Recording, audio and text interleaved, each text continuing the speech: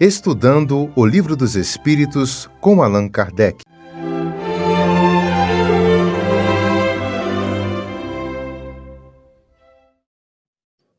Olá, boa noite, tudo bem com vocês?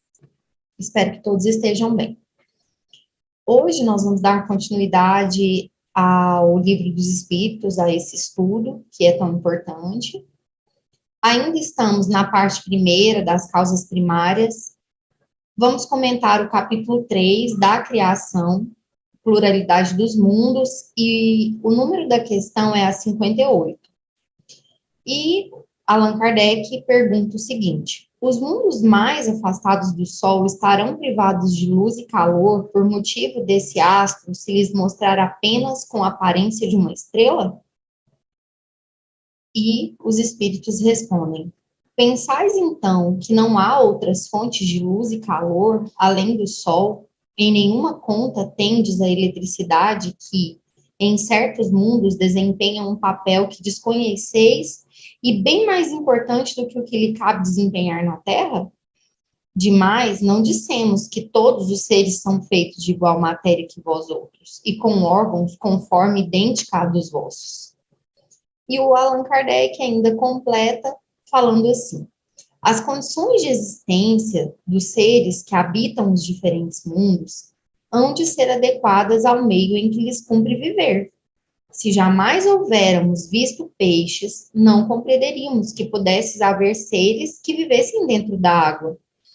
Assim acontece com relação aos outros mundos, que sem dúvida contêm elementos que desconhecemos. Não vemos na Terra as longas noites polares iluminadas pela eletricidade das auroras boreais? Que há de impossível em ser a eletricidade em alguns mundos mais abundante que na Terra e desempenhar nesses mundos uma função de ordem geral, cujos efeitos não podemos compreender?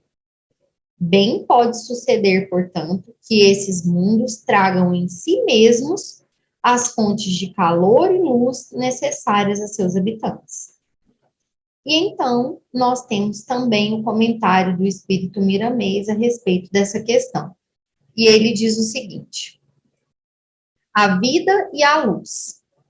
Ele fala que o Sol não é a única fonte de luz do universo. Então, ele já afirma, né, logo no seu primeiro comentário, que o Sol não é a única fonte de luz do universo. Até as crianças desse século conhecem esta realidade. As primeiras lições de astronomia nos ensinam essa verdade, mostrando-nos a classificação das estrelas. Os sóis são inumeráveis na extensão infinita da criação. Se o nosso Sol é uma estrela de quinta grandeza, e as classificadas na quarta, terceira, segunda e primeira grandeza, onde estão? Cadê essas estrelas? Não é mesmo? Sem estar ao par da quantidade dos sóis, mas, para dar uma ideia, são do nosso conhecimento bilhões de sóis. Alguns iguais ao nosso e outros em melhores condições que os nossos, onde se concentram energia, dando e alimentando vida em todas as direções do cosmos. Ninguém é privado das bênçãos de Deus. Todos nós recebemos o que necessitamos para viver. É de raciocínio comum que não podemos dizer que onde não há calor, não existe vida. Que onde falta luz visível, escapa a inteligência. Os recursos da divindade são inumeráveis. Os espíritos tomam corpos diferentes nos diferentes mundos em que habitam.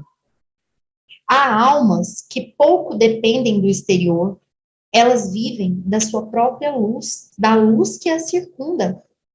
O ambiente que conheces na Terra ainda se apresenta muito grosseiro diante de mundos venturosos, onde espíritos de alta hierarquia estão estagiando.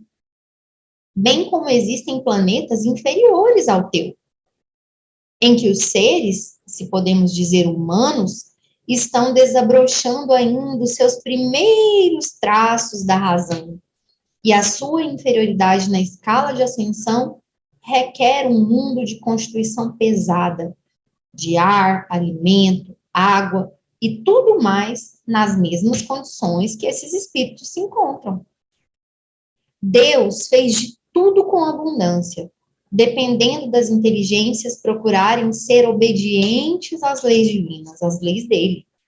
Cada globo se apresenta na escala dos planetas com diferenças inumeráveis, no tempo, no espaço e por motivos diversos. E essas diferenças é que tomam o universo e que tornam esse universo em harmonia e beleza indescritíveis. É o cinetismo divino que faz gerar e despertar os valores da vida. É certo que existem muitos segredos ainda a desvendar, e sempre vão existir, pois eles nos dão esperança e nos fazem trabalhar, buscando a própria vida na sua plenitude. A vida não depende de luz, do modo que pensas. A luz é que depende da vida que a sustenta e dá essa expressão ao universo. Olha que frase legal. Então, não é a vida que depende da luz, né, do modo que a gente pensa. É o contrário, é a luz que depende da vida que o sustenta. Porque depende do corpo, depende do formato perispiritual daquele corpo que habita aquele mundo. Para o mundo se adequar àqueles espíritos que estão encarnando naquele planeta. Olha que incrível, né? Nunca podemos dizer que somente existe vida onde houver condições iguais às da Terra, porque seria muita pretensão, não é mesmo? Então, quer dizer, todos os planetas, todos os mundos, essa infinitude de planetas que existem nas diferentes galáxias que habitam o universo. Quer dizer que todos têm que ter a mesma condição da Terra? Né? Seria muita pretensão, muito orgulho achar que todos têm que ser assim. Isso é até uma pequenez nossa, de querer pensar que tudo se resume a esse modo aqui. Né? Mas vem os espíritos para nos alertar que não, gente, que não é. Muito menos esse formato do corpo que a gente habita aqui é o mesmo, né, nos outros planetas. Não é o mesmo aqui, né? E é tão incrível que aqui mesmo, dentro desse planeta, existem adaptações por conta da intensidade de calor ou da falta de calor. Quem dirá nos diferentes e inumeráveis mundos que existem nas galáxias, né, no universo como um todo. Então, nós nunca poderemos dizer que todas as formas físicas dependem do carbono, ar, água e outros elementos indispensáveis ao corpo na Terra. Para viverem nele, o homem, os vegetais e os animais poderia fazer mundos diferentes para viverem neles outras raças, com corpos compatíveis com o ambiente. E essa é que é a verdade. Não penses que o homem é o rei da criação. Todos nós somos irmãos, na irmandade divina do tempo, porque tudo que existe saiu das mãos generosas desse Criador, do nosso Criador. O teu sol, em comparação com a grandeza dos outros que brilham no infinito, não existe. É uma simples luz bruxuleando no universo, como que riscada por um fósforo.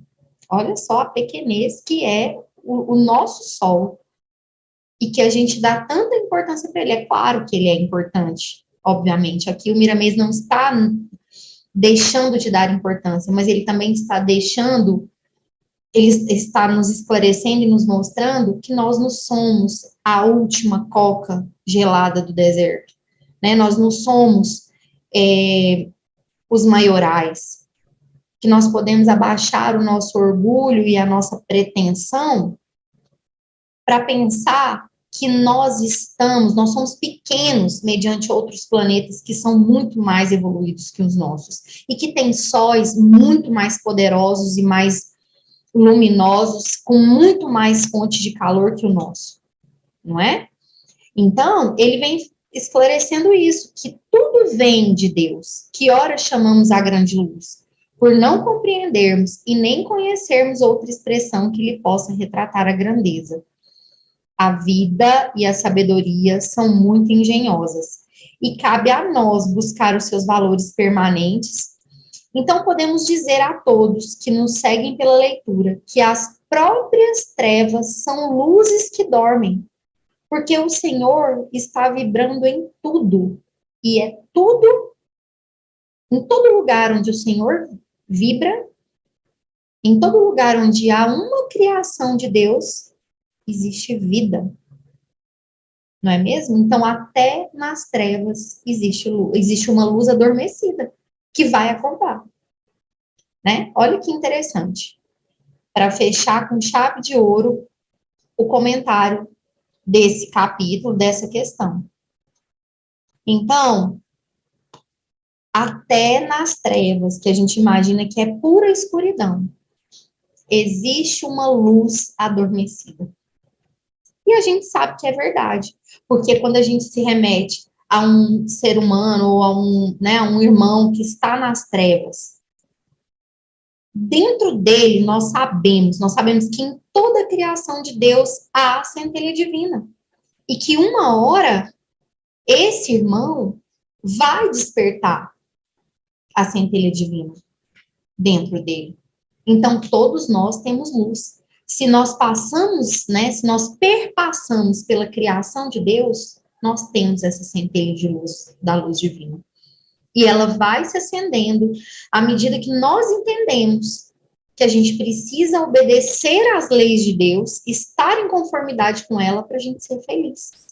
E assim, essa luz vai ganhando vida e vai ganhando força. E a mesma coisa são nos planetas. À medida que a gente vai evoluindo, esse planeta também vai ganhando mais brilho, mais luz e evoluindo conforme o despertar de todos os habitantes que neles estão. Então, nós não precisamos de pretensiosismo. Nós, sim, somos seres que fazem parte de uma infinitude de planetas. Nós somos um planeta, em meio a milhares de outros. Nós temos um Sol pequeno, humilde, de quarta grandeza, mediante outros de terceira, de segunda, de primeira grandeza. Né? Então, quantos planetas não estão ao redor desses sóis? Né? E nem todos os planetas precisam ter as mesmas condições de vida do planeta Terra.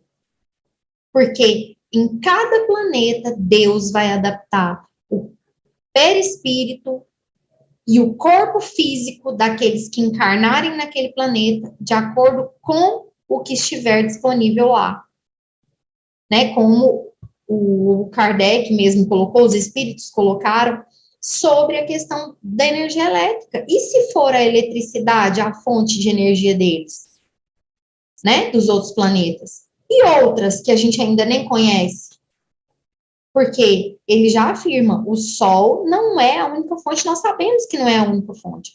Se ela não é a única fonte aqui na Terra, quem dirá nos outros planetas? Não é mesmo? Então, que a gente possa refletir nisso, em todas essas colocações que foram pontuadas aqui, e que são de muita valia para a gente continuar no nosso processo, né, subindo mais um degrau na escala evolutiva. Fiquem com Deus, muito obrigada por estarem aqui, que assim seja.